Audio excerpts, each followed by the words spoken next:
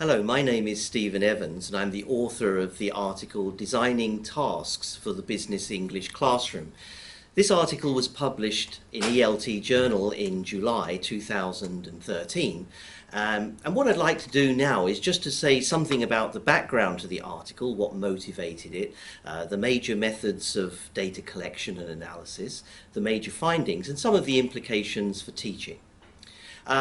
The article actually flows from a project that I've been doing in the last few years. This is a project that's been funded by the government of Hong Kong. And essentially what I'm trying to do is to look at the role of English in Hong Kong's business and professional worlds, particularly Hong Kong's key industries. These have been the drivers of Hong Kong's development in recent years. There are four main objectives: to look at the role of English vis-a-vis Chinese in written and spoken professional communication. I've also been interested in looking at the particular communication tasks that professionals are required to engage in the workplace.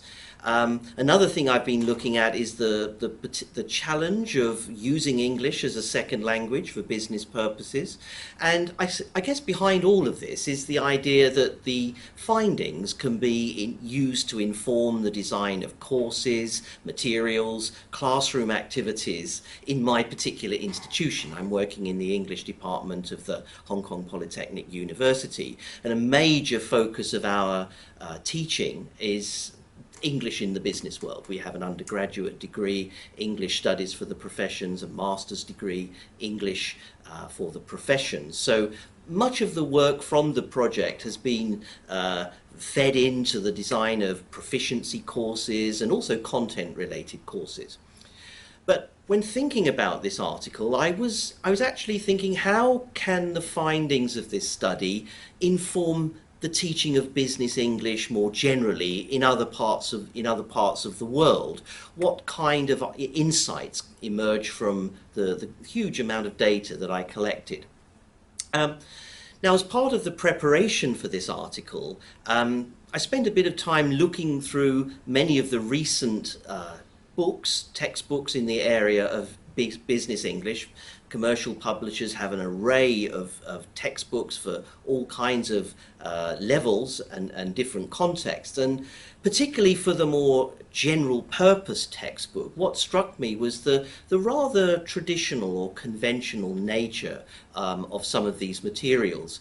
And I tended to think that there was a bit of a gap between some of the claims that the publishers were making about the relevance of their materials to the real world of business and the authenticity of the input and activities, and actually what I was finding in the business world itself. So what I was really trying to do with this study is to look at, well, what do professionals really do in the business world? How do they spend their day? What kind of text do they read and write? What kind of speech situations do they use English in? What kind of communicative situations are they required to use English for different purposes? So what I tried to do was to sort of look at this issue of English in the workplace from a number of different perspectives, using a number of different methods. Now, in the article, I mentioned the three major methods: the survey, the case studies, and the interviews. There were other sources of data. We looked at a large number of conference calls, and there's an excerpt from one of those calls in the article. We also studied a lot of email chains. But in the article itself, there are three main sources of data: the questionnaire survey, the case studies, which actually form the majority of the article, and these forms of data are kind of illuminated where relevant by interviews. Now, what I'd like to do is to talk a little bit about these methods and relate them to the findings. So the survey was basically designed to form a broad brush landscape of the business world in Hong Kong and the use of English, and particularly the use of English in relation to other languages in the business world. And if you look at figure 3, you'll see some findings from one of the questions. This was basically asking the professionals, how often do you read, write, speak, listen in English, and in the questionnaire there were a number of items like emails and reports and letters and so on. And what you have in figure 3 are the top 4 activities in terms of frequency.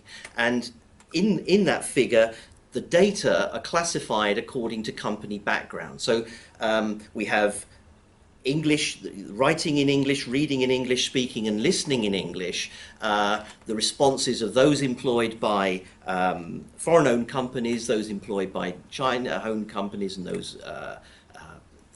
the data that was provided by those employed by Hong Kong-owned companies. Now, actually, if you look at the figure, you'll see that I guess that the results are perhaps not that surprising, in that those participants who were employed by foreign-owned companies, and altogether there were 1,478 people responding to the questionnaire, working in various fields. But those people who were working for foreign-owned companies used English more frequently than those employed by Hong Kong-owned companies, who in turn used English more than those employed by China-owned companies. Perhaps not that really surprising. And when we looked at the same set of data in terms of things like rank, we found that those at senior level used English more frequently than those in the middle ranks, and they in turn used English more than those in the junior ranks. Now, I guess the survey was a useful starting point. It identifies the text types, the speech events where professionals in Hong Kong have to use English, and in that sense it's quite useful for syllabus design in terms of identifying what types of text, what types of speaking situations we would like to include. But of course it provides it's just a rather crude picture, and what we also wanted to do was to sort of form a deeper understanding of what professionals do every day, how they spend their time, and that's behind the case studies. We had 4 case studies altogether, one participant from each of the 4 key industries in Hong Kong. These included actual fly-on-the-wall kind of office observations, observing a professional for a whole day. But in terms of the article itself, what we present are the results of a very kind of extensive log-keeping exercise, where our participants kept a very detailed record of everything they did over a typical working week. So from 9 o'clock in the morning until often quite late at night. They recorded all of the things they did, the languages they used, the kinds of text types, the type of speaking situations, the number of people involved. And so we were able to form a picture of the working lives of 4 people, and in this particular article I present 2 sets of data. The first would be figure 1, where we see the week in the life of a very senior banker working for a China-owned company. And if you look at the results, you'll see actually it tends to confirm the findings of the questionnaire survey, in that he was expected to read and write Chinese a lot more than most of the other participants working for Hong Kong companies or foreign-owned companies. You'll see actually he hardly ever spoke English in the whole week. I think there was one telephone conversation for about 10 minutes. He did, though, have to write quite a lot in English, writing reports, but quite unusually for Hong Kong, there was quite a lot of email communication in Chinese. Of course, that figure basically compartmentalizes the different text type or speaking situations and the different languages. But actually, to really understand what happens in an office, you need to sort of understand the flow of activities. And so this is actually behind figure 2, where I just take one segment of that person's work between 9:30 and 10:30, and you can see very interesting sort of shifts between written Chinese and written English, and the connection often between Cantonese and written English, particularly in terms of email communication. One of the big findings, I suppose, was this intimate connection between speaking in Cantonese, telephoning in Cantonese, participating in meetings or informal discussions in Cantonese, but actually what flowed from those interactions was written up in English. The banker actually tended to use Chinese a lot more than most participants, as I've just mentioned. But if you take another figure, one of the other figures from the article, this is figure 4. We're looking at again, someone in a very senior position. This is a senior accountant working for a hotel company. And again, like the banker, he provided a very detailed record of what he did during that week. And in figure 4, you can see the different situations, dominated by formal meetings and reports, as well as conference calls. Again, just like the other figure, by compartmentalizing these text types or speaking situations, it perhaps doesn't give a real picture of what happened, because clearly when we actually looked at the full record and did the interviews afterwards, clearly the formal meetings are about the reports, the conference calls are about the reports. There was a great interplay of different kinds of texts and situations. So if we look at table 1, what we try to do here is just to take 4 flows of activity that took place during a week, and we were trying to sort of look at this issue of intertextuality, something that often gets overlooked in business English courses, which tend to focus on sometimes sentence level activities or sentence level grammar exercises or fill in the blanks, maybe emails that are sort of disconnected from other things. So the point of table 1 is really just to show the interconnection of the activities over the week. For example, in flow 4, from 4:45 to 5 o'clock, he's working by himself, reviewing the payroll systems, and then he moves into a conference call in English involving 13 people. Now, the table also shows that this particular flow of activity was picked up 9 times over the whole week and involved a considerable amount of time, over 9 hours.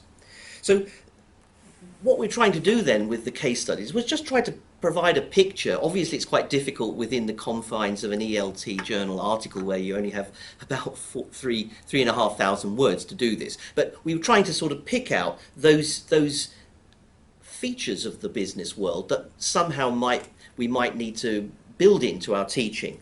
So the conclusion, I would say, is that there are a number of, if you like, characteristics of real-world business communication that could be incorporated into business English courses and materials.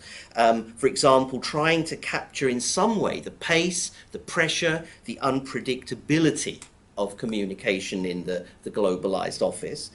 The crucial importance of communicating precisely and concisely, particularly through email, but even in presentations where, through our interviews, it became very clear that professionals were told, you have 5 minutes to give us the figures, get to the point.